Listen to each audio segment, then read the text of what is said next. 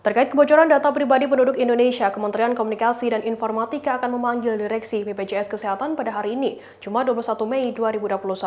Diduga data penduduk Indonesia yang bocor merupakan data peserta dari BPJS Kesehatan. Nantinya pelaku pembocoran data pribadi dapat dijerat hukum Indonesia. Juru bicara Kemenkominfo Dedi Permadi menuturkan hal tersebut saat diwawancarai oleh Kompas TV pada Jumat 21 Mei 2021. Nantinya pihak Kemenkominfo akan meminta penjelasan soal dugaan kebocoran data tersebut. Dedi menuturkan pelaku pembocoran data pribadi bisa dijerat hukum Indonesia. Pelaku bisa dijerat Undang-Undang ITE terkhusus Pasal 30, Pasal 32, dan Pasal 36. Dedi menuturkan pelaku pembocoran akan tetap dijerat UU ITE meski berada di luar Indonesia. Dedi menuturkan Kominfo menemukan akun bernama Kots yang menjual data pribadi di Reds Forums. Akun tersebut merupakan pembeli dan penjual data pribadi atau reseller. Sementara itu, Dedi membantah kabar soal bocornya data sebanyak 279 juta data. Ia menuturkan data yang bocor berjumlah 100.002 data, bukan 279 juta data.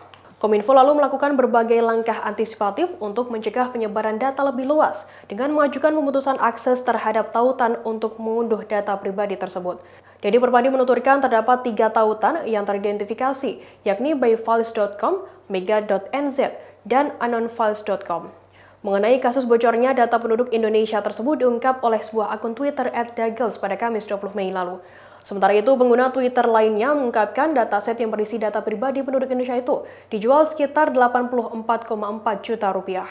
Informasi pribadi yang bocor meliputi NIK atau nomor induk kependudukan, nama, alamat, nomor telepon, bahkan kabarnya juga jumlah gaji. Yang kedua yang kami lakukan adalah melakukan investigasi lebih dalam dan lebih lanjut terkait dengan dugaan kebocoran data pribadi tersebut. Investigasi itu kami lakukan sesuai dengan PP 71 dan langkah-langkah yang dilakukan. Pertama, pada hari ini Kementerian Kominfo akan memanggil Direksi BPJS Kesehatan. Kami ulangi sekali lagi, Kementerian Kominfo pada hari ini akan memanggil Direksi BPJS Kesehatan untuk menyampaikan penjelasan terkait dengan dugaan kebocoran data ini. Kami akan sampaikan hasil dari investigasi tersebut setelah ada perkembangan lebih lanjut.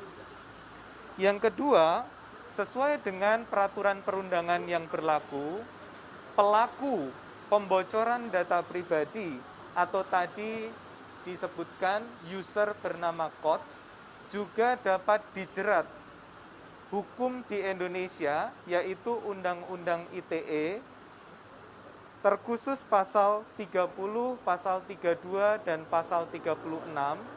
Dan perlu dicatat bahwa siapapun pelaku dari pembocoran data pribadi ini, baik berada di dalam Indonesia maupun di luar negeri, dia tetap dapat dijerat oleh produk hukum Indonesia karena Undang-Undang ITE bersifat ekstrateritorial.